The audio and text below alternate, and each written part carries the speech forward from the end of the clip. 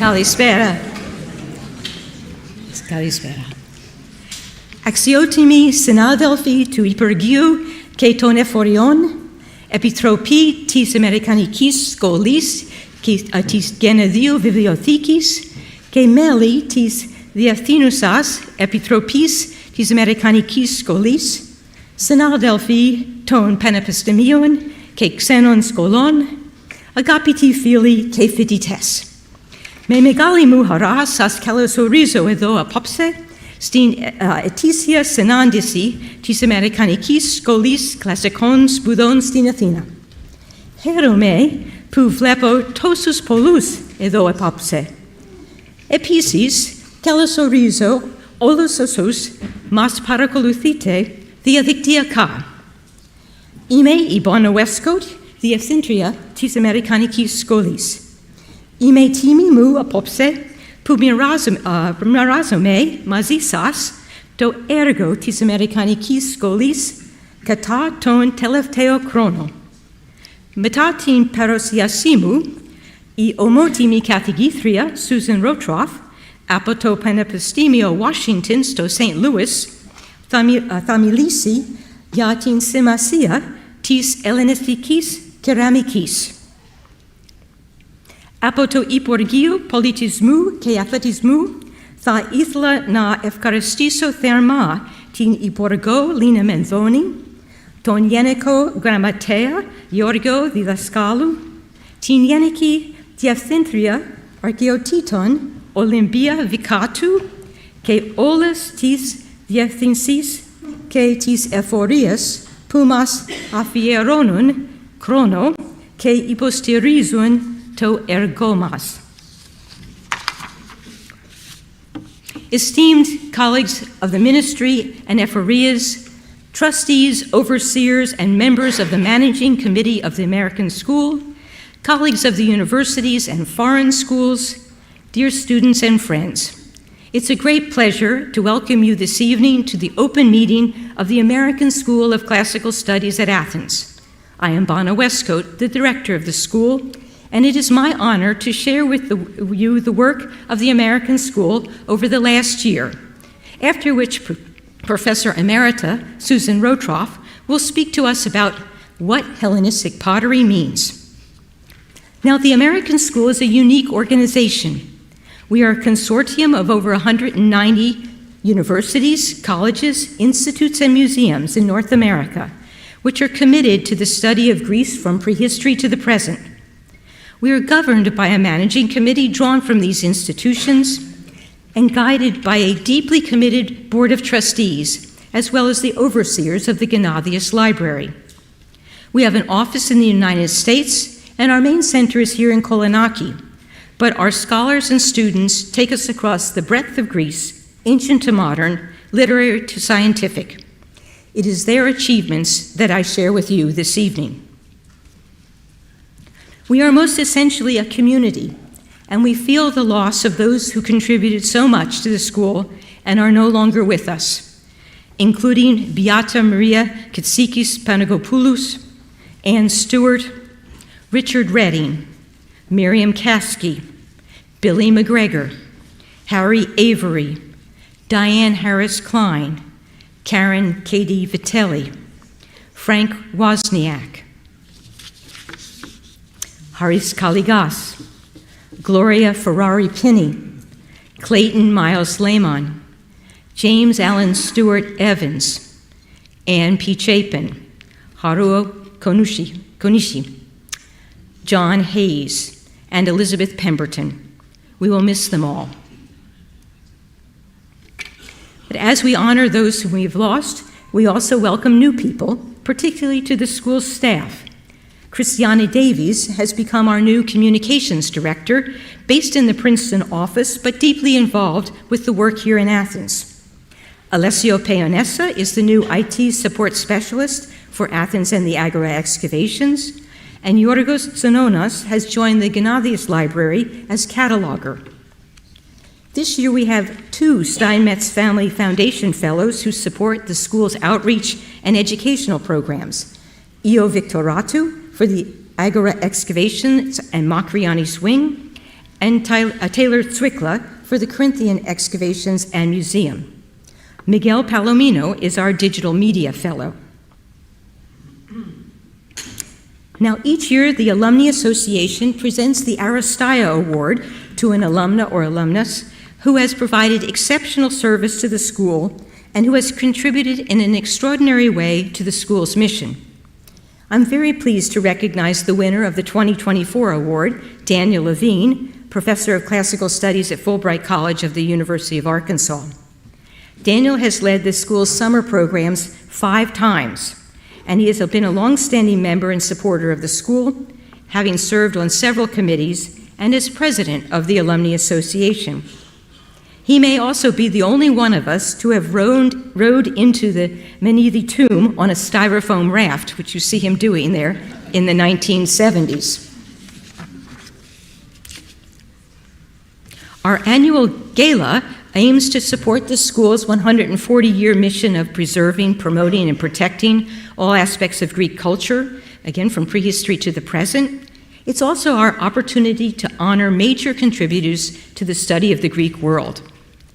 Last year, we honored overseer and Ira D. Wallach Professor of History at Columbia University, Mark Mazauer, with the Gnathius Prize for his seminal contributions to our understanding of the emergence of modern Greece.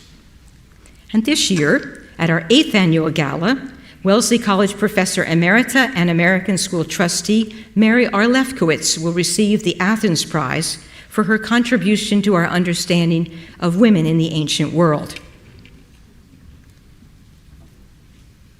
Now, the founding mission of the American School centered on education, and it remains our chief purpose. Through summer and year-long programs, we aim to reach students across the wide range of disciplines, interests, and experiences. This year, Glenn Bew led the summer session through the hottest summer on record in Greece. He reports, and I quote, "It's often said, and always true, that the American School summer session is a life-changing experience, and the students embraced it." Professors Brian Burns and Kate Gahuli, both of Wellesley College, led the summer seminar, Locating Gender and Sexuality, exploring the ways that gender ideologies shaped the ancient Greek landscape and vice versa. And Nassos and Amy Papa-Alexandrou led a seminar focused on the archaeology of caves in Greece, introducing students to the diachronic dimensions of cave use, including Christian Orthodox pilgrimage, monastic sites, and shelters in times of social or political crisis. Thanks to the support of the Leventis Foundation, the 10th biannual Byzantine language summer program attracted a record number of applicants from all over the world. The leaders of the seminar, Professors Alexandros Alexakakis and Stratis Papaioannou, reported that the students performed exceedingly well in the classroom and on visits to Byzantine monuments throughout Greece. For the Wiener Lab, Takis Karkanis, director, and Professor Emeritus Paul Goldberg again teamed up to hold the 3rd course on archaeological sediment micromorphology at the Wiener Lab and the 7th field school on site formation, stratigraphy, and geoarchaeology in the Athenian Agora. In addition, Dr. Ioanna Moutafi, assisted by our lab coordinator, Dr. Dimitris Michalidis, taught a course in bioarchaeology. And with the collaboration of the Max Planck Institute and the University of Tübingen, a new course on methods and applications of ancient DNA will take place this May. The summer of 2023 marked a new summer program for underserved youth and teachers, thanks to the support of the trustees of the Jesse Ball DuPont Fund. This unique academic experience is an extension of the successful William Sanders Scarborough Fellowship, supporting underrepresented scholars in their study and research at the school. Now, our regular member academic program is unique amongst the foreign schools in committing an entire year to intensive field trips across Greece, seminars, and excavation training. This year was Brendan Burke's 3rd and final year as Mellon Professor, and I take this opportunity to thank him warmly for his dedication and leadership. He was joined by Bronwyn Wickheiser of Hunter College and Louis A. Ruprecht Jr. of Georgia State University, serving as Whitehead Distinguished Scholars. This year, the 17 regular members come from 13 different universities in the United States and Canada. For their trips, we began in northern Greece, and I was leading the first one, and so of course we made an extended visit to the Sanctuary of the Great Gods on Samothrace. Brendan Burke led the second trip that spanned the western sweep of Greece from Ioannina to Pylos. On the third trip, Tom Brogan, director of INSTAP, and Natalie Voyagakov-Brogren, director of the school's archives, teamed up to take the group to Crete, where they explored sites from the Minoan to the Venetian and Ottoman periods. Trips 4 and 5, led by Brendan Burke and Christopher Pfaff, director of excavations at Corinth, explored central Greece and the Corinthia and the Argolid.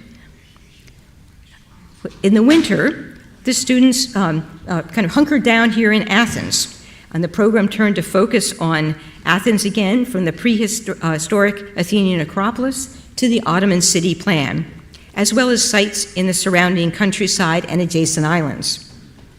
Whitehead scholars Lou Ruprecht and Bronwyn Wickheiser participated in the trips and offered excellent seminars. Bronwyn on medical tourism, which included an experiential field trip to the spa at Loutraki, and Lou Ruprecht on Eros and Antiquity, Sappho to Sedgwick. While the regular members were on the road, the advanced fellows have been pursuing their research agendas. The several predoctoral fellows in ancient studies worked on decoration, caves and religious practices, fortification architecture, the ancient novel, and tonograph figurines, among other topics. The Gnathius Library Fellows have been working on topics ranging from the music of the composer Dimitri Levidis, Middle Byzantine Hystera amulets, and identity in Greek Ottoman popular writing. The Wiener Lab Fellows also have a great range, with work on diet, bioarchaeology, and analysis of Egyptian blue pigment. Our community benefits greatly from the presence of postdoctoral fellows as well, working in all branches of our inquiry, from animal-human mobility in the late Neolithic to metal artifacts from prehistoric Chaea and Byzantine and Ottoman Athens, and creative writing. Voluntarily and open to the whole community are the so-called optional trips, where we go to each year to areas that are not part of our regular itinerary. A few weeks ago, Katie Fine who is our assistant director, led a very enthusiastic group to Croatia, and in a few weeks, Brendan Burke will take a group to central Turkey. Now, all departments at the school are engaged in sharing ideas with larger audiences through exhibitions, symposia, lectures, and concerts. Exhibitions in the Macriani's wing offer especially good opportunities to connect past and present and break boundaries between text, object, and audience. In commemoration of the centenary of the signing of the Lausanne Convention in 1923, the American School presented In the Name of Humanity, American Relief Aid in Greece, 1918 to 1929, highlighting American relief aid extended to Greece in these critical years. Curated by Eleftheria Delazio, Maria Yorgopoulou, and Natalia Voyagakov-Brogren, the exhibition drew upon a rich array of resources from the school's extensive collections to bring into focus the relief work of organizations and individuals, several closely associated with the American School.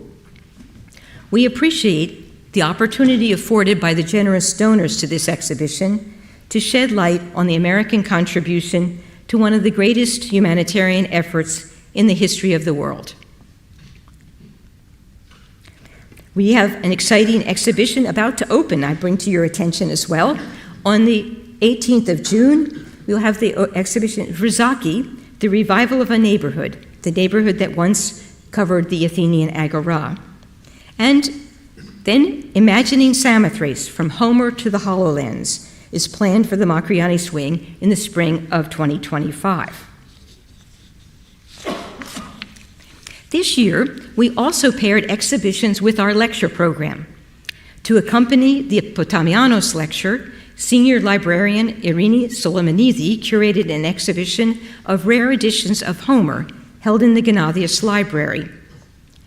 And in the spring, she was joined by Whitehead scholar Lou Ruprecht to create an exhibition showcasing rare Renaissance editions of Sappho's poetry.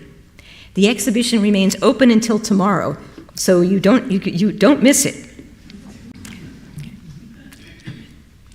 Musical performances organized here in Kotzen Hall have become staples of the Athenian music scene.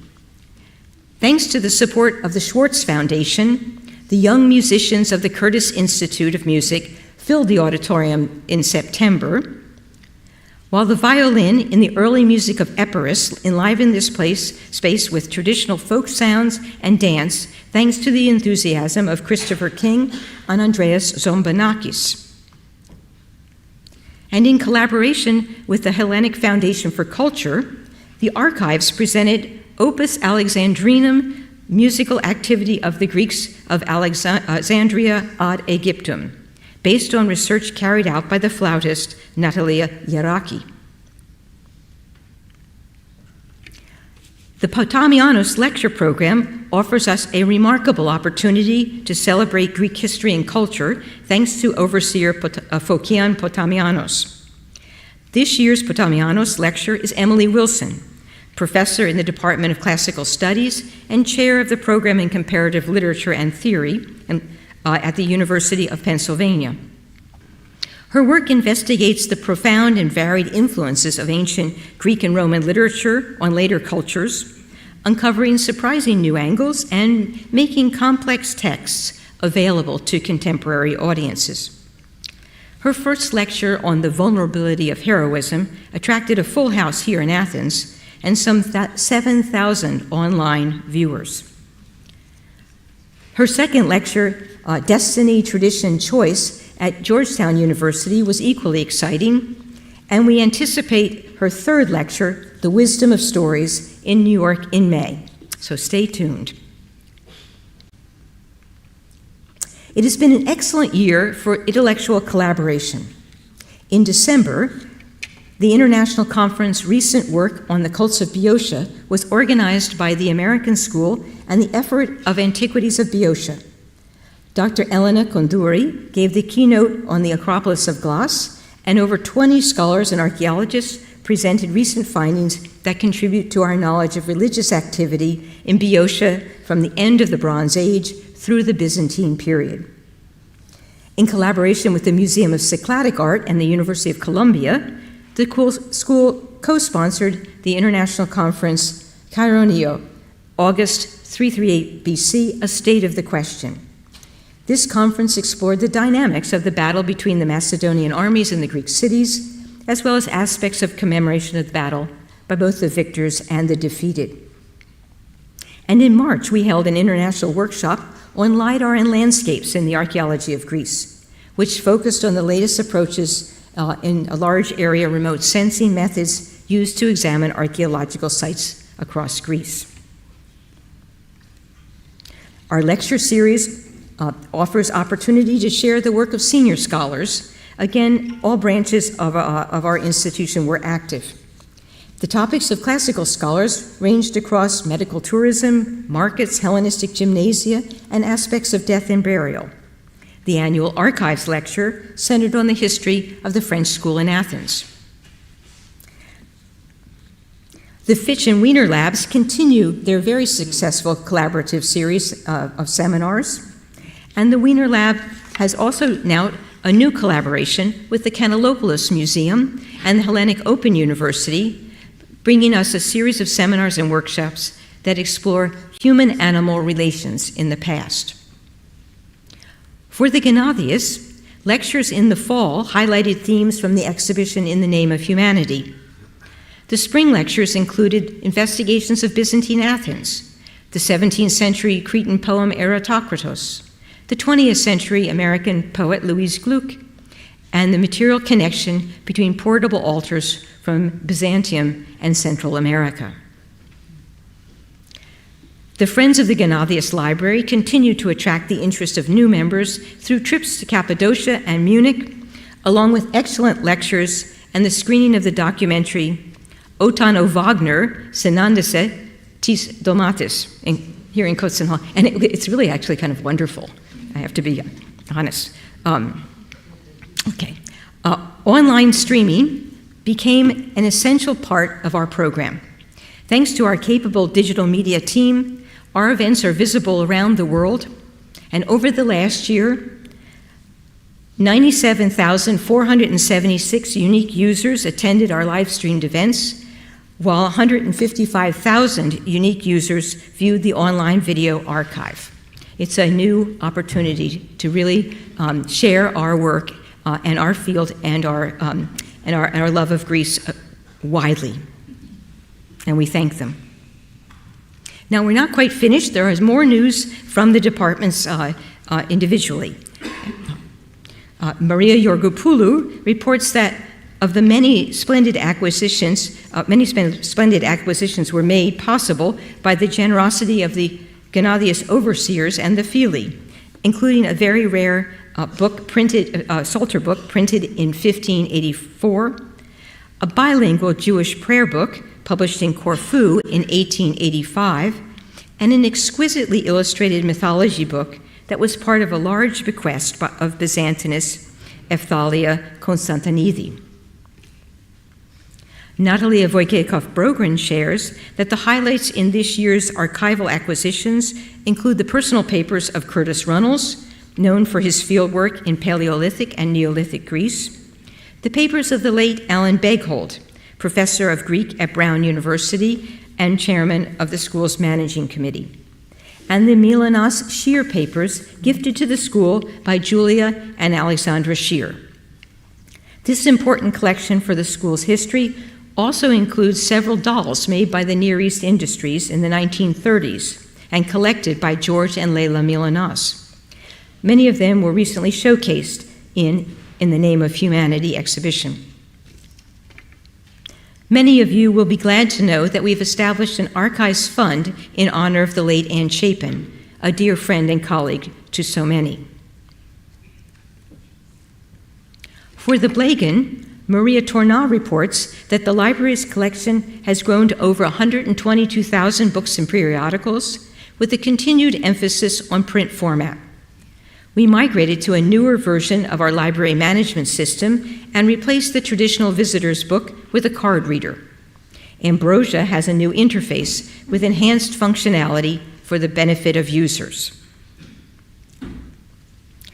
From the Wiener Lab, Takis Karkanis announces that after more than 8 years of hard work on the Phaleron bioarchaeological project, the conservation of around 1,100 skeletons has been completed. The first results of the team of bioarchaeologists led by Professor Jane Bijkstra already provide new insights in the life of the people of Phaleron. Research also continues with several other collaborative projects around Greece. And affiliated researchers working at the lab have been engaged in projects from approximately 30 archaeological sites spanning all cultural periods from Paleolithic to Roman, and in almost all fields of the archaeological sciences. Thanks to generous donors, the lab has now just acquired an industrial micro-CT scanner.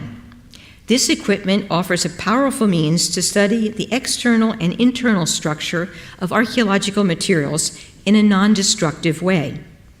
As the only industrial high-resolution equipment in the country dedicated to scientific research, it will be a primary facility for investigating high-quality objects from our excavations and projects. A major goal of all our research is dissemination. Our Princeton-based publications office continues to produce important volumes related to the work of the school, including this year, Lerna 9, The Middle Helladic Pottery by Lindsay C. Spencer, and The Tiled Roof Phenomena in Early Helladic Greece Evidence from Zagorias by Kyle Jazwa.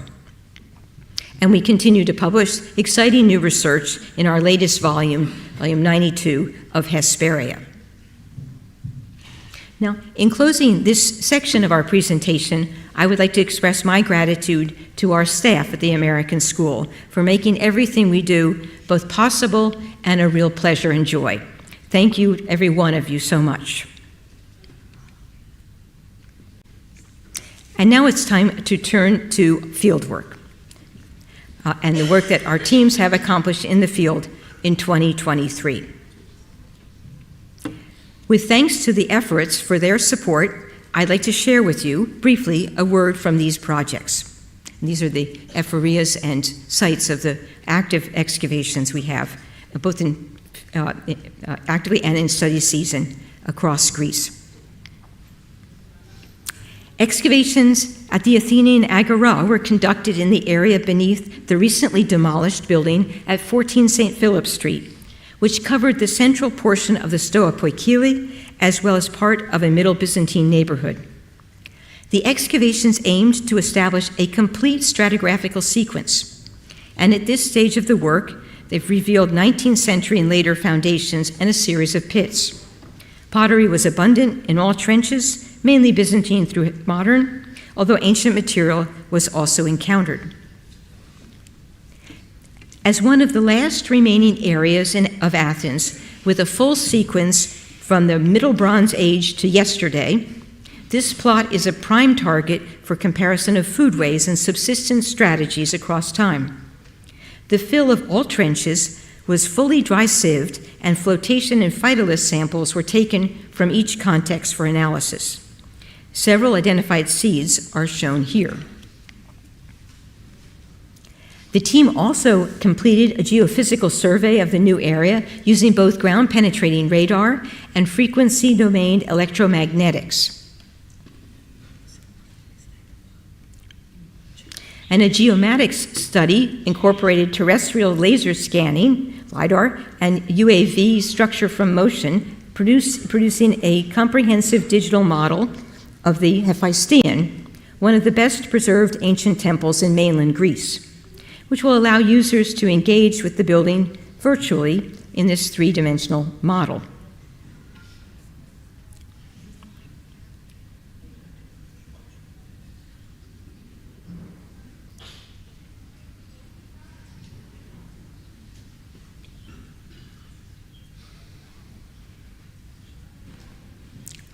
In addition, the school has initiated a new project for the refurbishment of the storage facilities in the Stoa of Attalus. We are happy to announce that a preliminary study was approved by the Central Archaeological Council in the summer of 2023. The plans include the construction of a new glass partition wall on the first floor of the Stoa, a new exhibition space, and new storage systems. Excavations at ancient Corinth continued in the field northeast of the ancient theater to shed light on the urban plan of Roman Corinth and the nature of this area in earlier periods. In the southern area of the field, we revealed portions of the north-south Middle Byzantine road, as well as remains of the earlier but much damaged Roman road. Excavations to the west of the road uncovered more of the large late Roman marble room, perhaps the apoditarium of a bath complex. Late antique fill deposited over this room again produced quantities of pottery and other finds, including the torso of a Roman marble copy of the so-called Pothos type. A built drain below collapsed portions of pavement yielded an over-life-size marble arm, probably a god or divinized emperor, and the head of a Roman copy of the well-known Candia Peplophoros type. A test trench west of the marble room revealed an east-west wall and a mass of fallen masonry. Vertical flue channels on both sides of the wall indicate that it separated two heated interior rooms of a bathing complex, suggesting that a single large bathing complex extended from the marble room to the conspicuous ruins of a large hall in the adjacent field to the west. Conservators from the Centro di Conservazione Archeologica Roma continue to make excellent progress on conserving and restoring the wall paintings excavated in the 1980s in the area east of the theater, concentrating on the restoration of one wall decorated with garlands and musical instruments, and another wall decorated with yellow panels ornamented with birds. Work on the master plan for ancient Corinth continues in close collaboration with the effort of Antiquities of the Corinthia and F.R. Iota Cassimi, as well as with the architectural firm Thymius Papagiannis and Associates. This past summer, the plan was approved by the Central Archaeological Council, and efforts are now focused on its implementation. For our affiliated projects, the 8th season in a series of new excavations at the Palace of Nestor, Pylos, focused on determining the limits and character of the structures that began to be uncovered in 2021-22 at the edge of the Demopolis field. Although the goal was to define the limits of the buildings more precisely, it's now clear that the structures extend even further to the east. Finds range in date from Middle Helladic II until Late Helladic IIIb, some apparently as late as the time of the final destruction of the Palace of Nestor at the start of Late Helladic IIIc. The architecture itself implies a special function for these structures, one seemingly associated with mortuary rituals. Major efforts continue to focus on conserving finds from the grave of the Griffin warrior and the Tholos tombs 6 and 7 in order to prepare for a traveling exhibition on prehistoric Messenia, which will be displayed at the Museum of Messenia in Kalamata, the Getty Villa in Malibu, and the National Archaeological Museum here in Athens in 2025-26. On Samothrace, excavations within the sanctuary centered on the slope to the east of the Huron to determine if this seemingly open area was architecturally developed, as suggested by a deposit of plaster architectural moldings uncovered there in 1995 in the green trenches. We therefore continued excavation to the north, the trench in red, revealing a very large cache of similar architectural moldings with a great variety of profiles, which you see drawn here, as well as the remains of a plaster floor. The extent of the floor and its relationship to the plaster moldings is a key question we hope to answer in the 2024 season. The west gate of the city wall has proven to be a remarkable structure connecting the ancient city to the sanctuary of the great gods. All sides of the two main chambers were lined with inscriptions of all sizes on multiple levels, as we know from the stele cuttings. And here these images show you a little more clearly in close-up the stele cuttings in the southeastern corner, and the ones that even wrap around the door passageways to this inner room. We're not sure quite how the gate was closed because we haven't yet reached the ground level, and we have not yet found any stele, but it's very clear that the gate was a prominent place of display. We continue to add to our survey of built-in natural features in the area of Paleopolis, the ancient city, and to complement our surface survey in the area between the sanctuary and city wall begun in 2022, we conducted a magnetometry survey, which revealed extensive building activity that accords well with the substantial surface pottery and tile remains. I mean, it looks barren if you look at just the photograph, but when you look at the magnetometry results, it begins to start looking like placa.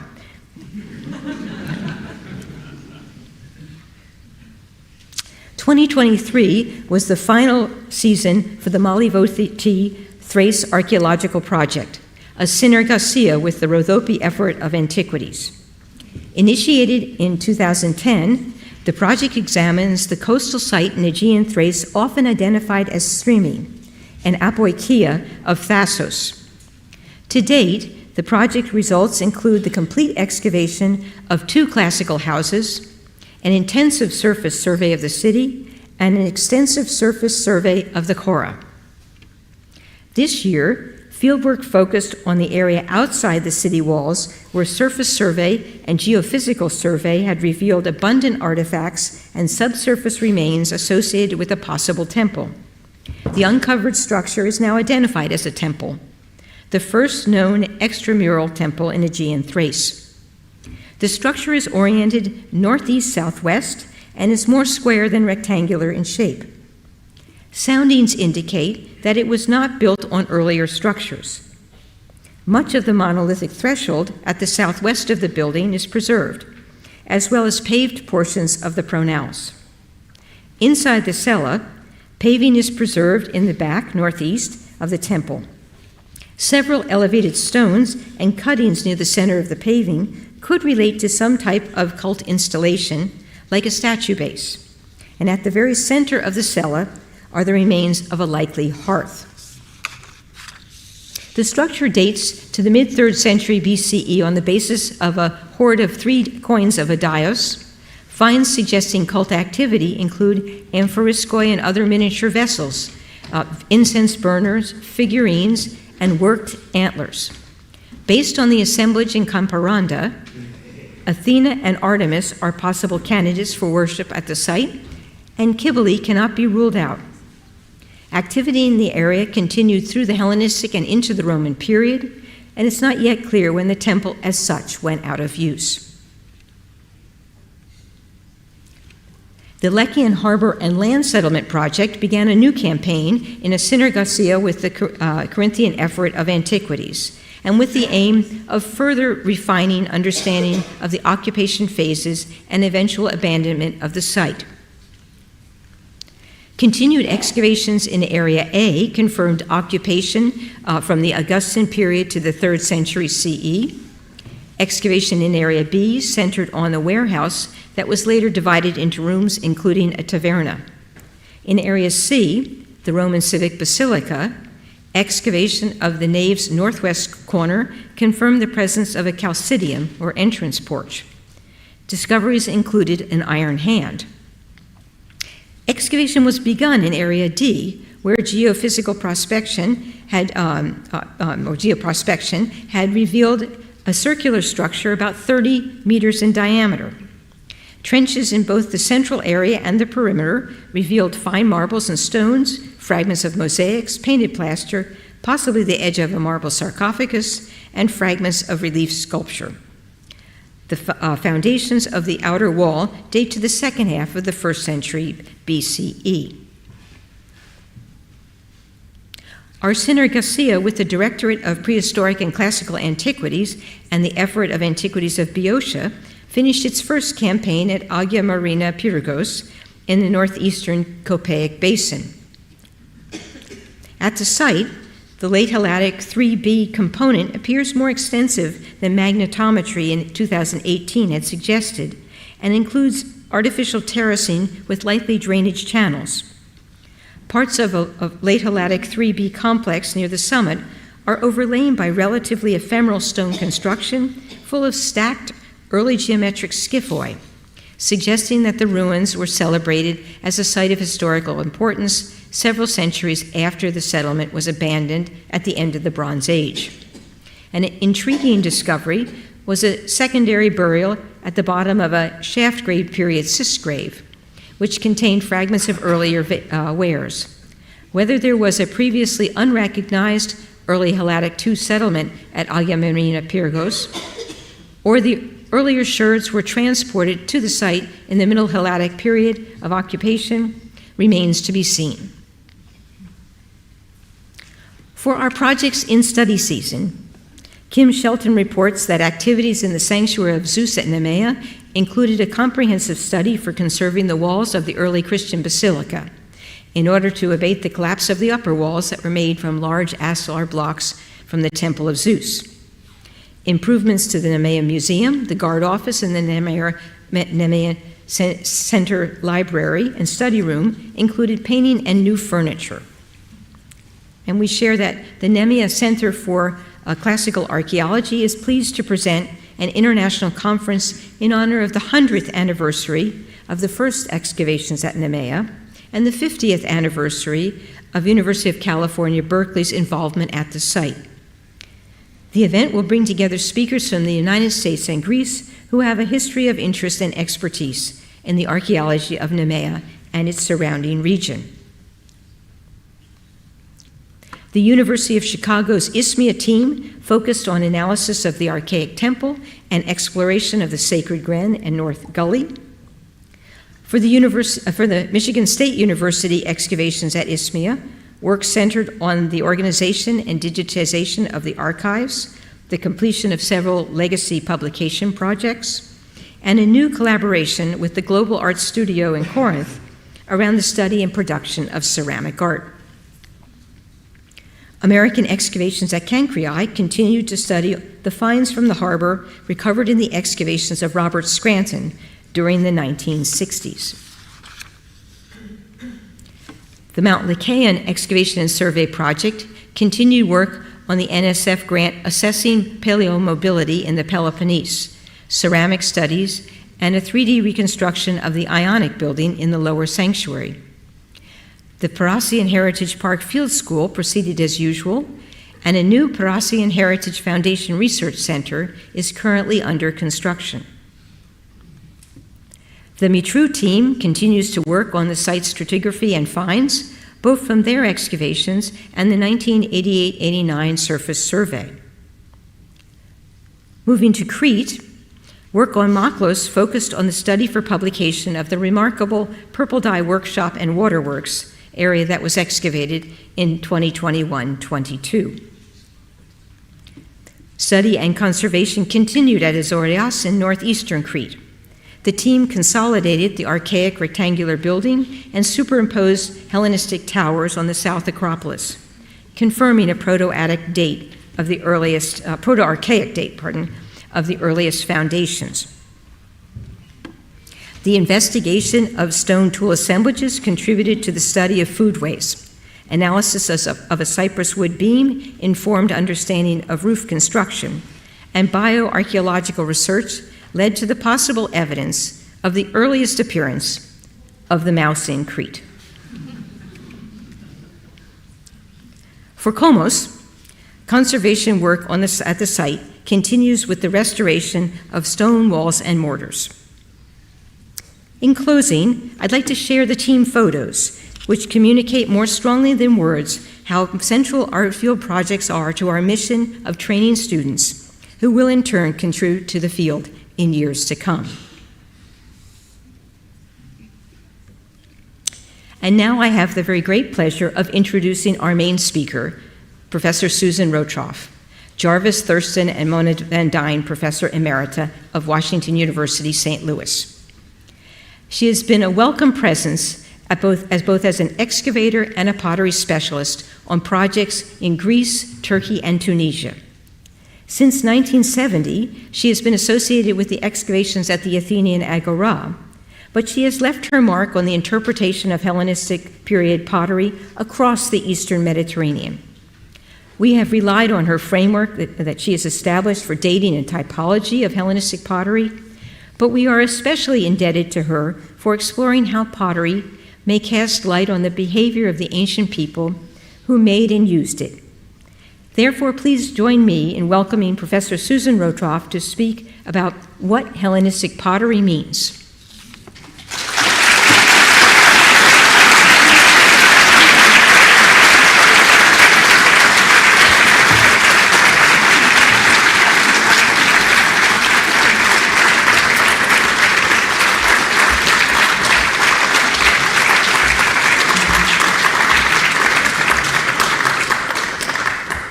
Thank you.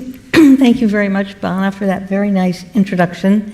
And it's just wonderful to be here, especially when you live in the middle of the United States. It's kind of nice to find yourself transported for a week to Athens and to see a lot of familiar faces. So it's a great pleasure for me. So thank you for the invitation. Also thank you to the staff of the American School for making it such a pleasant visit.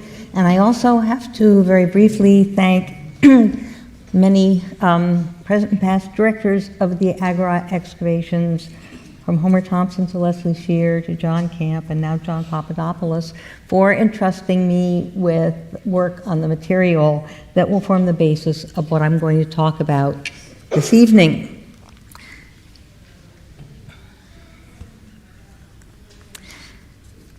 So in 1960, in the first edition of his widely read handbook, Greek Painted Pottery, R.M. Cook wrote, "Hellenistic pottery has been neglected, and deservedly." Now, he softened this blow just a little bit in his third edition. Hellenistic pottery has been ignored, he still wrote, though now some canny students are sorting it out. Now, that was very good news, but it still leaves Hellenistic pottery in the fringes of the ceramic world. It's not the kind of dragon that real men contend with. It's just something for the boys and girls to tidy up, although they are admittedly rather bright boys and girls. Now, fortunately, some other people have had a more positive view of things. In a note on a Hellenistic Etruscan situla in the Metropolitan Museum, Gisela Richter wrote in 1930, "The attraction of Hellenistic pottery is somewhat the same as Hellenistic sculpture," so it was putting us in much better company. Though rooted in earlier traditions and merely developing what had already been produced, it nevertheless marked a new departure. A variety of new techniques gave to late Greek pottery a fresh life and interest. That's a much more optimistic epigraph for an inquiry into Hellenistic pottery. Pottery and potsherds come to us as messengers from that foreign country known as the past. And the first thing we do when they arrive is to interrogate them. Who are you? Where are you from? When are you from? And ultimately, what do you mean? Quite naturally, the potsherds often speak in a language that we don't understand. But the first hurdle is to realize that it's necessary to ask those questions and to expect rational answers. As Cook's quip illustrates, modern people have all too often been inclined to dismiss our Hellenistic messengers as idiots. Their tales signify nothing. They don't mean anything. Now, that hasn't always been so. An earlier generation saw messages everywhere. Witness the first ever publication of a Hellenistic hemispherical mold-made bowl. These bowls, or more correctly drinking cups, were used throughout the Hellenistic world from the late 3rd to the middle of the 1st century BCE. They first came to widespread modern attention in 1868 with the publication of Otto Bendorf's Griechische und Sizilische Vasenbilder, but the cup pictured on the screen appeared over 70 years earlier. Described by the Reverend Stephen Weston in a letter read to the Society of Antiquaries of London on May 31st in 1810 and published 4 years later in the Society's journal Archaeologia. Weston, by the way, was no simple country parson, but a scholar of repute who published studies and translations of Greek, Latin, Chinese, Arabic, and Persian literature, and for his erudition was nicknamed Classic Weston. He probably, great name, he probably saw the cup in the collection of Samuel Mayrick, who became a member of the Society in the year Weston's letter was written.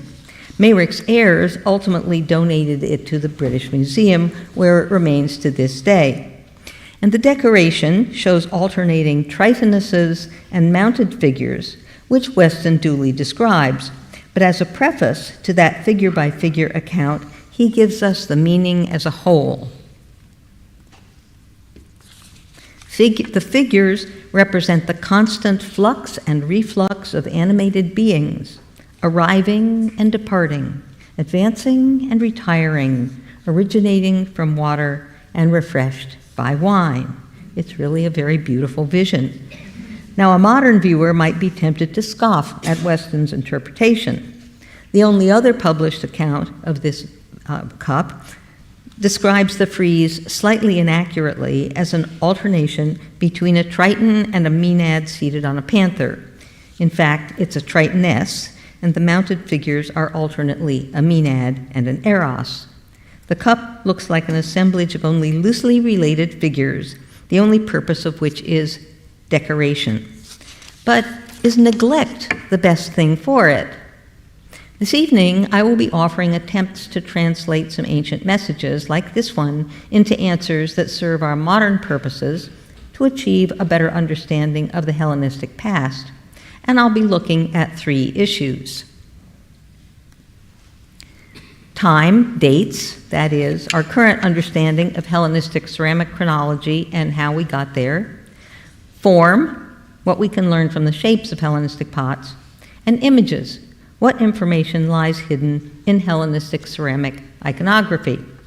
My account will be Athena-centric, because Athens is where I've mostly worked, and because Athens has a rich tradition both of pottery and of documentary evidence that can be applied to the study of pottery, and because the Agora excavations provide a rich database of Hellenistic pottery from which I will draw the examples illustrating this talk. So this is an Athenian story. Other cities and regions will have their own tales to tell.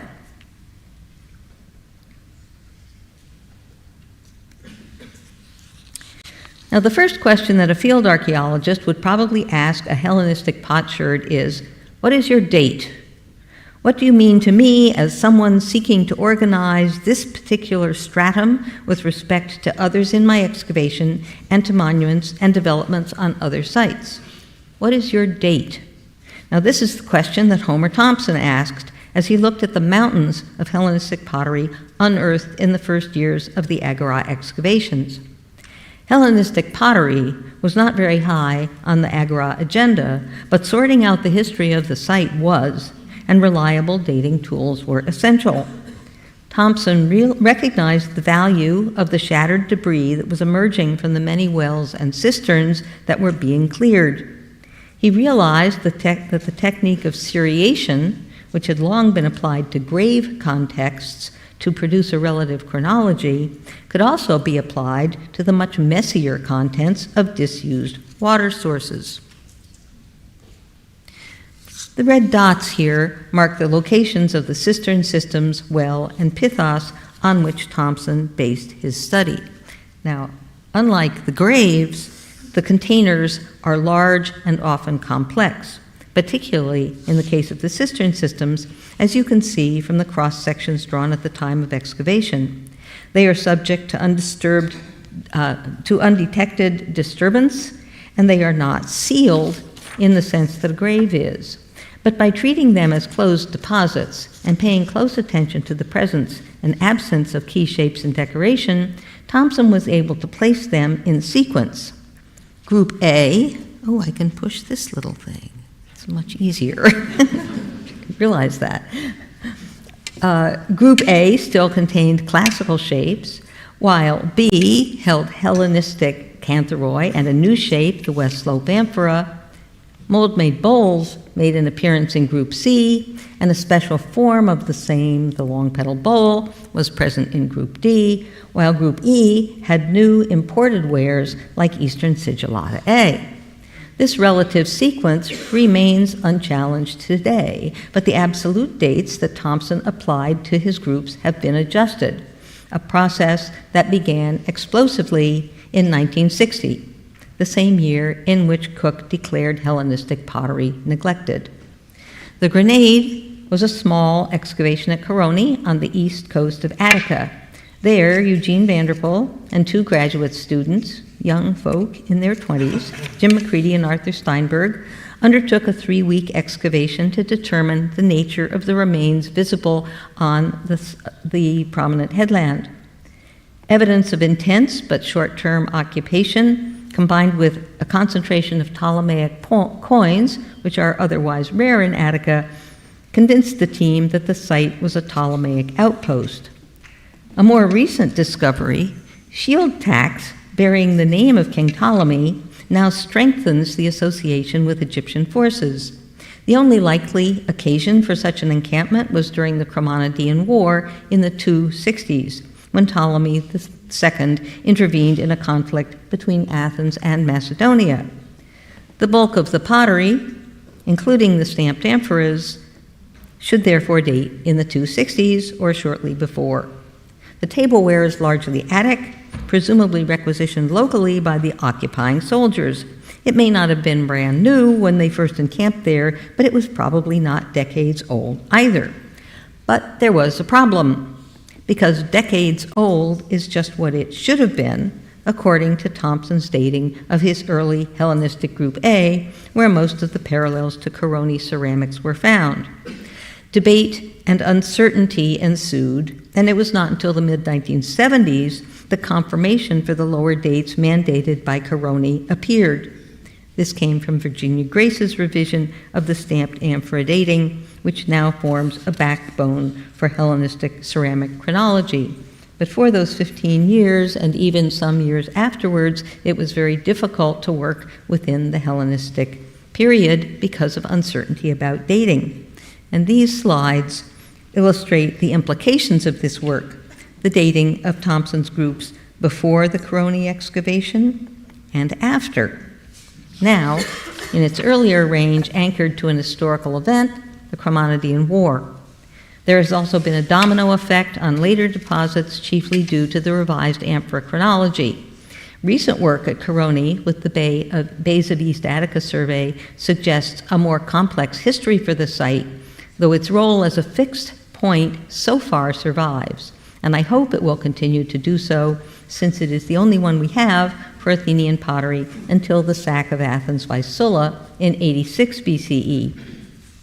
Chronology, of course, is only the first step, and this is by now a familiar story, but it is an essential step to understanding how pottery acted in the context of real events and to understanding pottery's messages about the world that formed it. The remainder of my talk will focus on the extraction of meaning from the two most obvious features of Hellenistic pots, their shapes and their decoration. And the frameworks in which I will pursue this are, socially, the symposium, and politically, international diplomacy. The introduction of a new shape or a change in an old one can be a clue to significant social or political developments. A case in point is the crater, the large bowl for the mixing of water and wine in the symposium, the male drinking party that held such an important place in Greek society. The defining activity of the symposium was the rigorously shared drinking of the wine-water mixture, and the crater, as the necessary tool for this mixing, can help us trace its history. On the left, a cup made during the heyday of the archaic symposium. You can see a crater and its accessory vessels, a jug for serving, and two different kinds of cup for drinking. On the right, an earlier crater of the same variety, a column crater. We'll meet some of its descendants later on. The crater, and therefore something like the symposium, was a part of Greek life from at least the early Iron Age on, and the drinking party surely underwent many changes during that time. The phase that dominates discussion of the practice, however, is the symposium of archaic Athens, so compellingly illustrated by contemporary Greek vase painting. I particularly like Mark Wachowski's description of the custom as it existed at that time, a forum for the natural selection of Greek aristocracy. Here, the well-born man proved himself worthy of his place in society by demonstrating his sympotic skills. These included the correct handling of symposium equipment, the ability to keep pace with the drinking, and a display of wit and education in the poetic competition as the cup was passed from drinker to drinker, from left to right, around the room. This archaic aristocratic symposium must have passed away with the decline of the archaic aristocracy whose needs it served and of the socio-political structure in which it was embedded. Wachowski puts its demise at the end of the 5th century, others see it surviving as late as the 2nd. And yet, the crater, the one ceramic shape essential to the activity, continues to appear in the pottery assemblage through the 4th century and into the Hellenistic period. From the crater's point of view, the the symposium did not die. It simply evolved. But how and why? So let's ask the craters. First, there are fewer craters in Hellenistic deposits, at least to judge from the pottery of the Agri excavations, where some rough data are available. This chart compares red figure craters, the chief mixing bowls from the late 6th through the 4th century, and craters of Hellenistic date. The left column of red figure gives only inventoried pieces, but for the Hellenistic period, I have figures for uninventoried fragments as well. But even with these additions, the Hellenistic showing is poor. There just aren't very many Hellenistic ceramic craters at Athens. Crater typology also changed. The standard shape of the 4th century, the bell crater, as at left, exists in only one certain Hellenistic instance at the Agora on the right, which dates in the late 3rd century, a century after the next earliest one, and clearly is much smaller than its ancestor. The new Hellenistic craters are also small. Painted craters with bolster handles on the left, and mold-made craters on the right.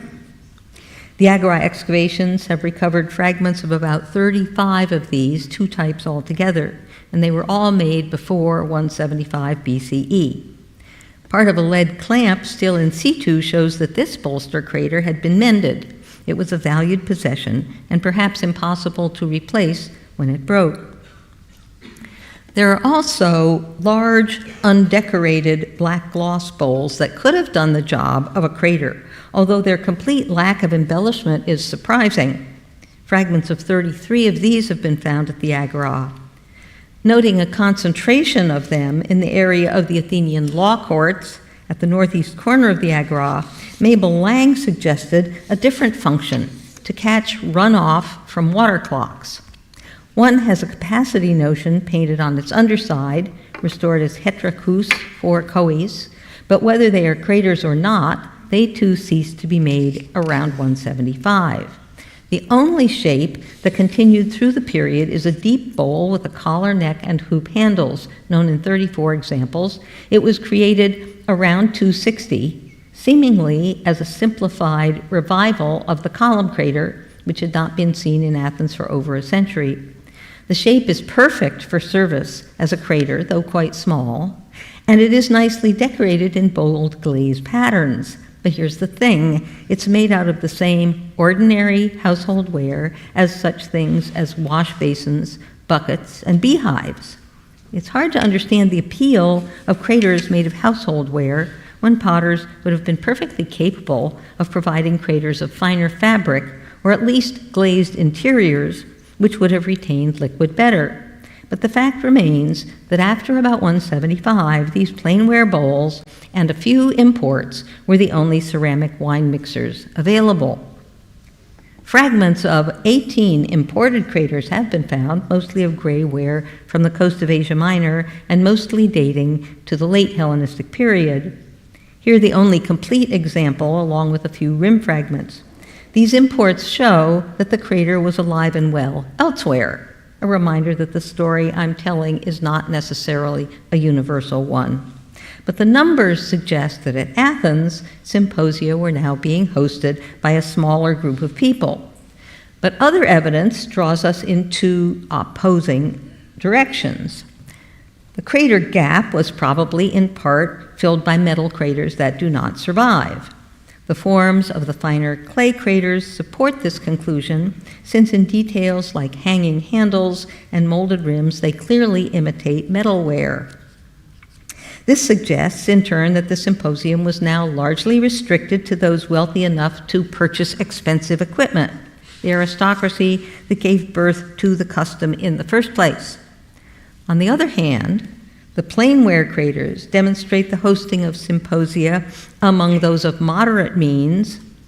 In fact, people with a preference for extremely unpretentious, even rustic mixing bowls, possibly in resistance to the increasing luxury of this custom further up the social scale, and with a hint of nostalgia or antiquarianism in the revival of the bell crater and the even longer defunct column crater.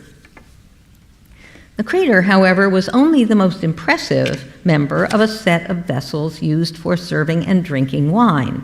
There were jugs for dipping and pouring, cups for drinking. Changes took place there too. Craters were smaller, but drinking cups were proportionally larger, as this 3rd century cup and crater illustrate. Jugs, too, became smaller. Compare a 4th century pitcher with a 2nd century one. And their necks became so thin that they could no longer be used for dipping into the crater and transferring the drink to the drinker. They could only be used for pouring. And in the course of the 3rd century, a new shape appeared, the laginos, a popular import from the East. With its long, thin neck, it too was a pourer, not a dipper. Athenaeus preserves a description of drinking parties on Samos in the early 3rd century, where each diner had his own laginos and could pour whatever he wanted, whenever he wanted. Sets began to look like something that would satisfy the needs and desires of an individual drinker. This revised drinking kit suggests less emphasis on the equal participation of all the drinkers, less sharing, less support for solidarity among a group of peers. And what end did this revised symposium serve? Whose agenda did it advance? For hints at an answer, we can interrogate the drinking cups, which underwent not just change, but revolution. About 275, a new shape entered the Athenian assemblage, a handleless, footless cup. There were 2 variants, a shallower cup with nearly straight walls and a deep hemispherical one, both painted on the interior, and some with a relief emblem at the center, often the head of a god or a demigod. Now this was a radical innovation. For literally millennia, Athenians had drunk from cups with a foot and 2 handles, like these, and we can trace them back to the Bronze Age. Athenian symposiasts may have needed some practice to manage this new cup with the appropriate elegance. Although archaic and classical drinkers often balanced their cups on the palms of their hands, as they would have to do with the new shape, the foot was a helpful handhold, and symposiasts sometimes used the handles to steady the cup. More significantly, the handles were essential to one symposium pastime, the game of katapos, and they would also have facilitated the traditional passing of the common cup to the right. Those traditions were now apparently forgotten among the forward-looking adopters of the handleless cup. Now, footless, handleless cups were unusual in the Greek context, but they had been the norm in the East for centuries. The Assyrians drank from them, and the Persians spread their use throughout their empire. They were briefly emulated by Macedonians and Athenians in the 4th century in the form of the calyx cup, but it never caught on in Athens as a popular drinking cup. But these new cups did catch on. About a third of the fine 3rd century drinking cups at the Agora are of this new shape. As before, their origin was the East. The Persian kings had now given way to Greco-Macedonian dynasts, and their cups had developed a new, simpler profile, attested by a few surviving gilded silver cups. And it was vessels like this that inspired the new Athenian drinking cups. Those brilliant Hellenistic courts were closer and more readily accessible than Persepolis. Eminent Greeks frequently visited them as ambassadors, asking for all manner of favors, for the kings were rich and the Greek cities were often needy. The kings' massive collections of luxury tableware are well attested in documentary sources, along with their adoption of the Persian custom of strategic gift-giving. As an example of such royal largesse, I give the reported experience of the 72 men who translated the Septuagint into Greek at the behest of Ptolemy II. At the completion of their task, the king feasted them for 7 days and sent them home with a gift of 3 talents of gold, it's a lot of gold, and, significant in the present context, a cup worth 1 talent. The story is a fable, but a credible one, for even private citizens indulged in similar generosity. A description of the wedding feast thrown by Keranos, a wealthy Macedonian of the early 3rd century, tells us that as soon as his 20 guests took their places, they were presented with silver cups, 1 for each, to keep as their own, and surely a king could do no less. Athenians often visited Ptolemy's court. For example, Callias of Sphetos headed the delegation to the first celebration of the Ptolemia in Alexandria, a festival instituted about 280 by Ptolemy II to honor his deified father, Ptolemy Soter. The festival was repeated every 4 years thereafter, and Athens regularly sent delegations to Alexandria on this occasion. Luxury silverware had been a common guest gift since the days of the Persians, and Athenian delegates to any one of these celebrations may well have taken some Alexandrian silver home with them.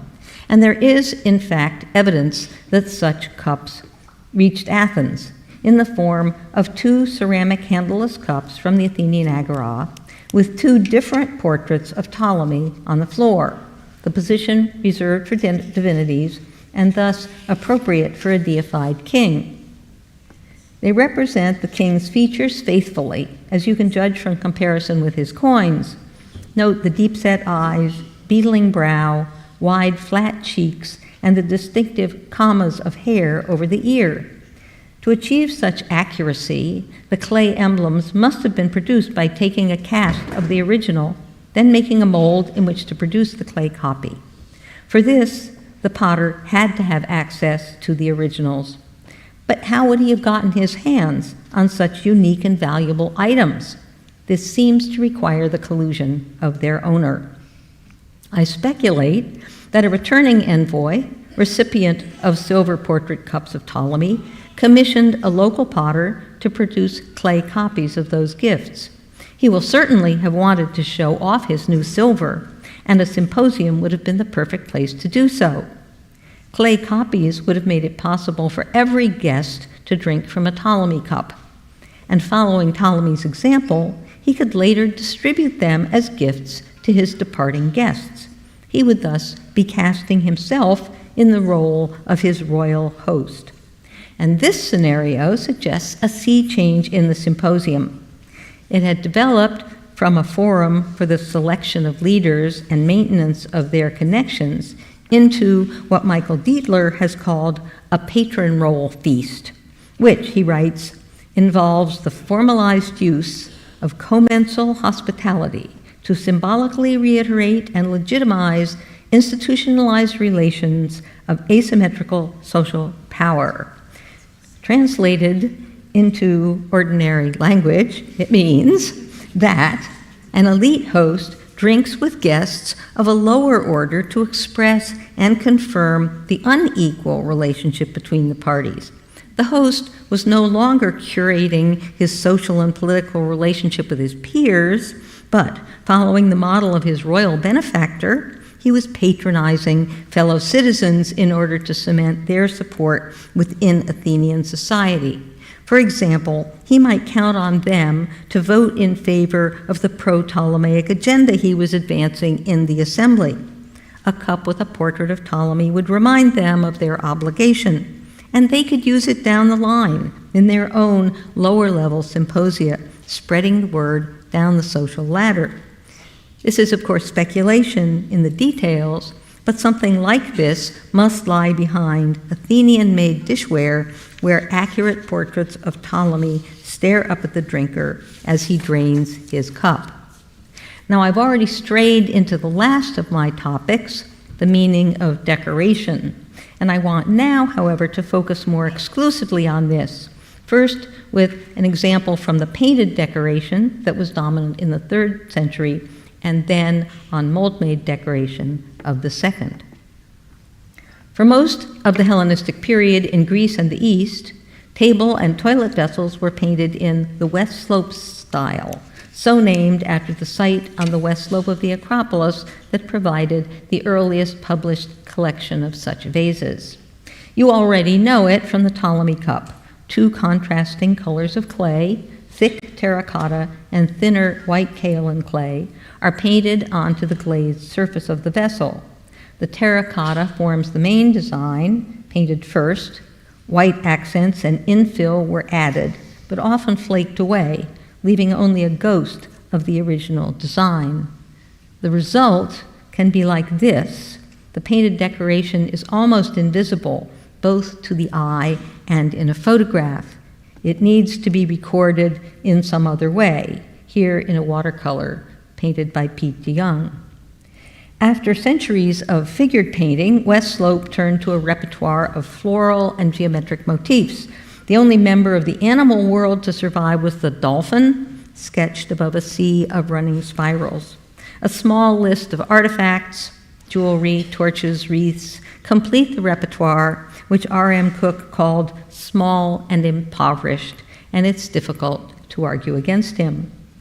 The monotony of the imagery does not encourage a quest for meaning, and the fragility of the technique makes study of these vases a challenge. I developed the habit of tracing designs that were not visible in a photograph. And I had what I could call an aha moment when tracing motifs on this 3rd century cup cantharos.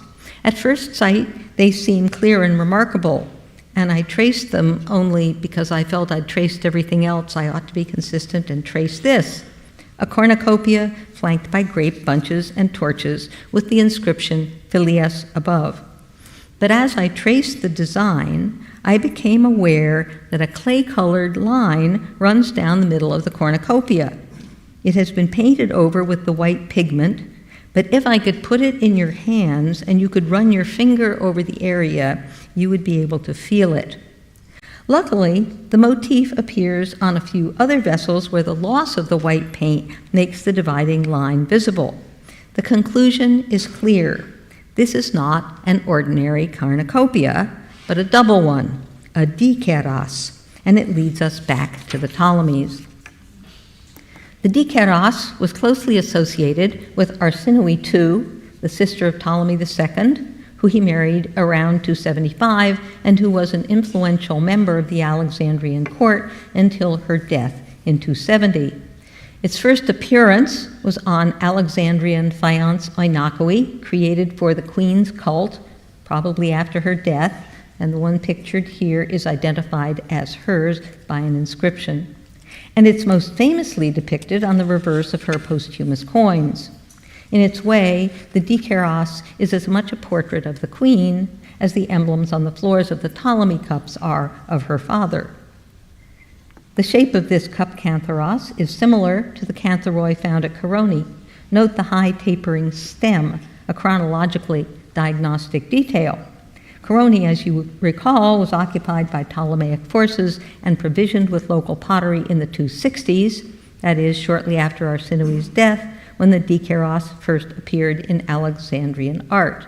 So the imagery fits with our new and revised dates. This was also a period when the friendship between Athens and Alexandria was particularly close. Now, the inscription Phileas occasionally appears on other early Hellenistic cups, where it is thought to refer to friendship among the drinkers. You can see a few of the more legible examples at the right. But in proximity to the symbol of Arsinoe, it adds a second layer of meaning, explicitly publicizing the friendly relationships between Athens and the Ptolemies.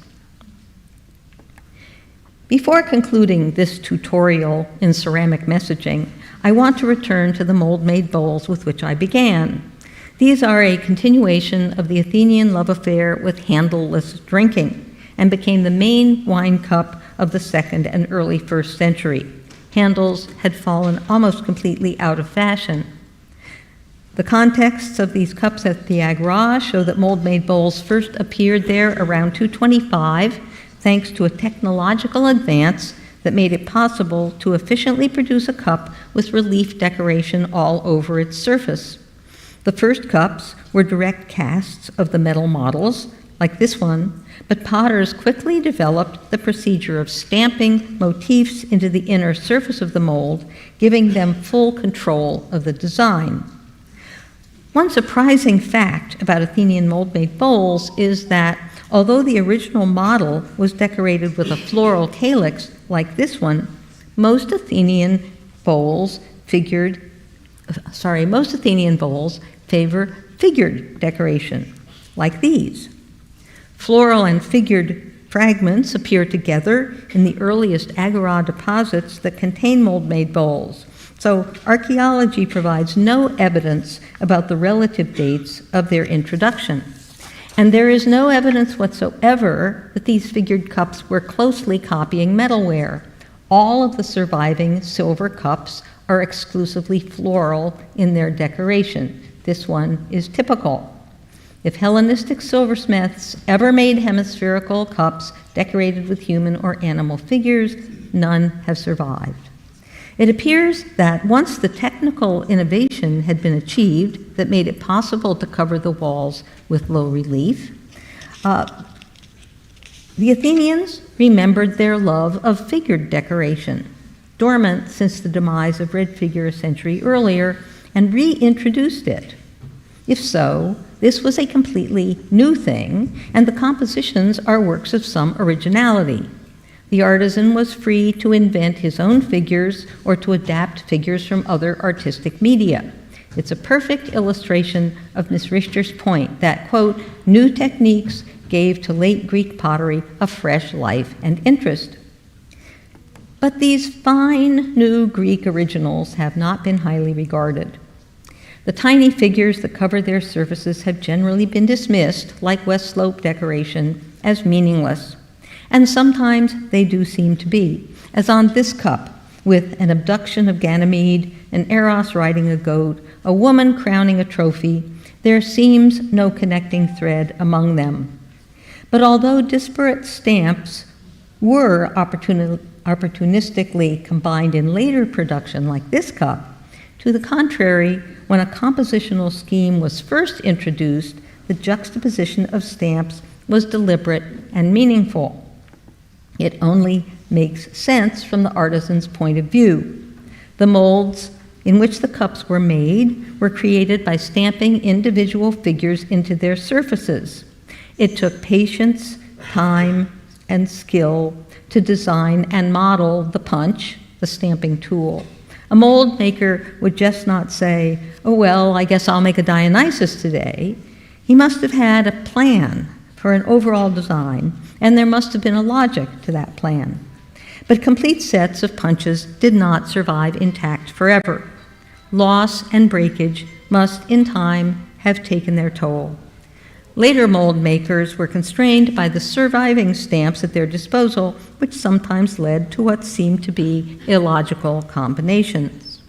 So I return now to the workshop that created the Reverend Weston's Bacchanalian Cup. First, to explore two meaningful compositions among its products, and then to seek the motives behind them in the rather different political situation of the 2nd century. This workshop, named after Ulrich Hausmann, who first recognized it, produced some of the finest examples of the genre, with particularly large and well-designed figures. Antithetical compositions with mirror image figures flanking a central motif are common in these bowls, and I want to take a look at a couple of them. I encountered the first on a poorly fired and fragmentary bowl on Delos, but it's the only one of which I have a drawing, so I'll start with it despite its condition. Fortunately, there are others with the same subject that are in better shape, like this one in the British Museum. Two figures flank a huge tripod. A booted female holding a bow and wearing a quiver is clearly Artemis. The other is less easy to name. Fernand Courbet, who first noted it in his 1922 book on Greek reliefware, called it simply a nude male figure with a sort of baton below his arm. This is his sketch. Hausmann, who knew the figure from a bowl in the National Museum in Athens, called him Dionysus. But the key to his identity is the curved object that he grasps in his left fist. It is a bow, and the upright baton is a quiver. The figure is Apollo Delphinius. The imagery is preserved in a much later Roman relief from the theater at Miletus, complete with tripod, laurel, omphalos, and snake. It now becomes clear that the large and elaborate tripod is not just any tripod, but the Delphic tripod. The antithetical arrangement acquires meaning: Apollo and his sister at Delphi. The weariness of the god probably alludes to the struggle against the python with which he staked his claim to the sanctuary. It remains to explain, however, why an Athenian mold maker chose this striking representation of the Delphic shrine at just this time. Well, now that we have identified the tripod, we can recognize another reference to Delphi in a second series of antithetical compositions from the same workshop. The mold maker combined the tripod with antithetical renderings of Athena in battle stance, looking as though she has just stepped off a Panathenaic amphora.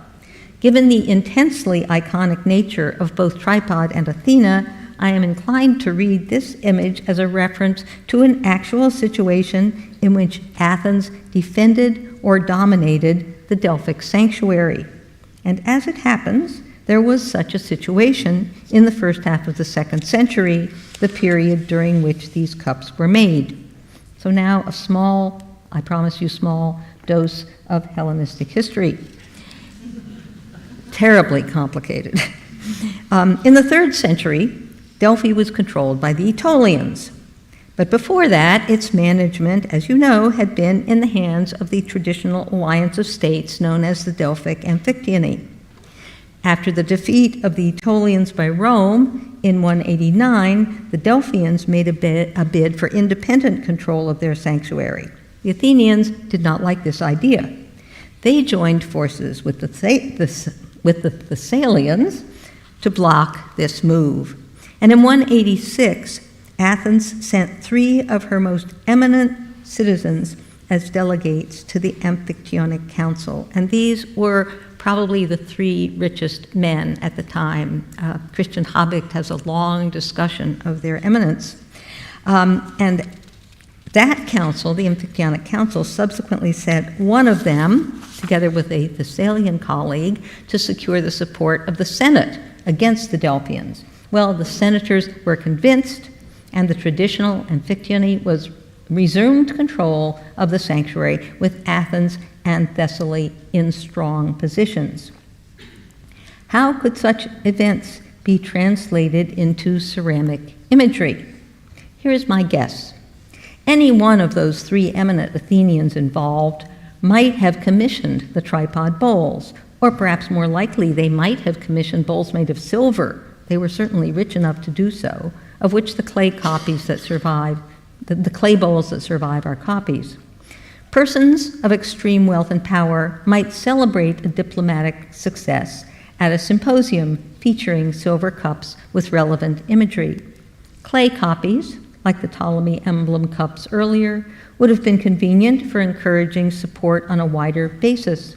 Athens was still a democracy, and it is significant that the men, though very eminent, were elected by the Assembly of the Citizens to their position on the Delphic Committee. As patron hosts of symposium gatherings of citizens, they could publicize their successes, enhance their socio-political position, and garner support for their activities, gifting their departing guests with physical reminders of the policy in question. Such gifts could be multiplied by creating mold-made clay copies. Potters retained the stamps they had made for all of these commissions and later on combined them in other, less meaningful compositions. Unfortunately, none of the decoded Delphian stamps appear on the Reverend Weston's cup, with its seemingly mismatched marine procession and antithetical Dionysiac stamps. I still have not deciphered its message, and I can do no better than Weston in offering a meaning. But if I've learned anything from a lifetime studying Hellenistic pottery, it is that understanding comes slowly, after long periods of careful looking.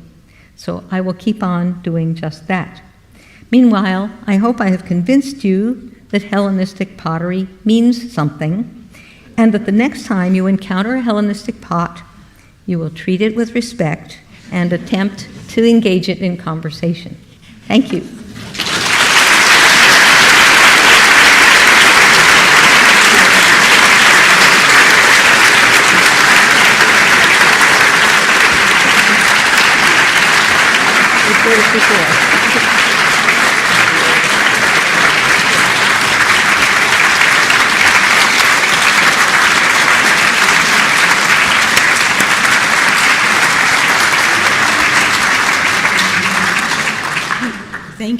Thank you so much, and we'd like to now invite you to join us in a reception in our garden.